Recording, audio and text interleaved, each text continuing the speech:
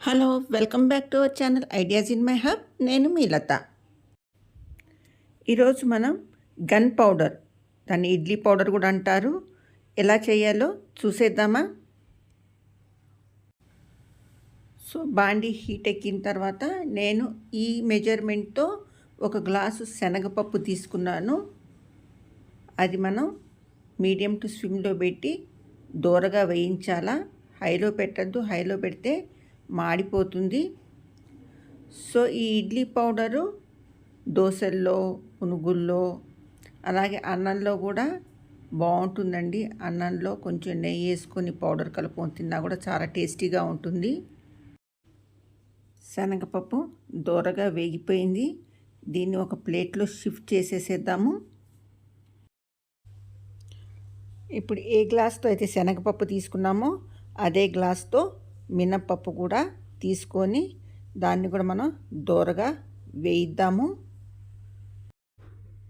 మినప్పప్పు కొంచెం వేగిన తర్వాత అందులో నువ్వులండి, నేను ఆ మెజర్మెంట్తో కొంచెం నువ్వులు తీసుకున్నాను, తెల్ల నువ్వులు. అది కూడా కలిపి వేయించేసేద్దాము.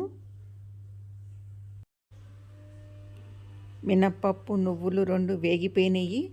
దీన్ని కూడా మనం ఇందాక శనగపప్పు తీసిన ప్లేట్లోనే షిఫ్ట్ చేసేద్దాము. ఆ పప్పులు చల్లారేలోపు మనం ఇప్పుడు బాండీలో కొంచెం నూనె వేసి మిగతా ఇంగ్రీడియంట్స్ని కూడా యాడ్ చేద్దాము. అందులో ఎండుమిర్చి నేను సుమారుగా ఇన్ని తీసుకున్నాను. ఒకవేళ మీరు ఇంకా కొంచెం కారం ఎక్కువ తింటారు అంటే మీరు ఇంకొంచెం ఎక్కువ కారం ఇంకా ఎక్కువ మిర్చి తీసుకోండి. అవి కొంచెం వేగిన తర్వాత అందులో కరివేపాకు, అలాగే కొంచెం చింతపండు కూడా యాడ్ చేసి కొంచెంసేపు వేగనిద్దాం వాటిని కూడా.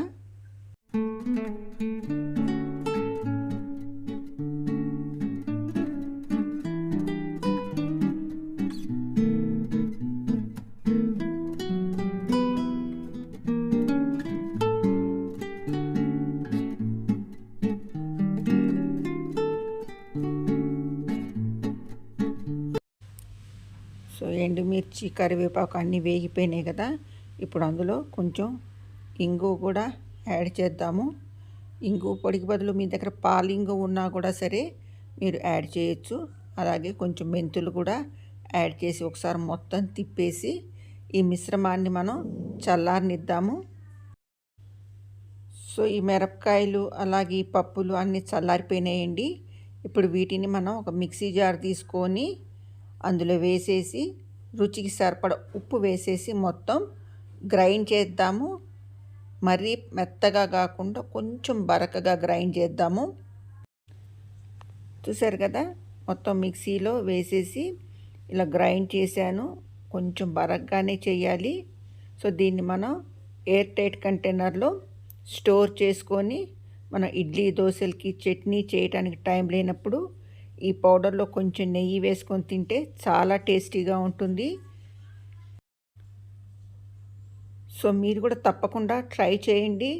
ఇది టిఫిన్లోనే కాకుండా అన్నంలో కూర లేనప్పుడు కూడా మీరు కొంచెం నెయ్యి ఈ పొడి వేసుకొని తింటే టేస్టీగా ఉంటుంది. సో మళ్ళీ ఇంకో వీడియోతో మీ ముందర ఉంటాను.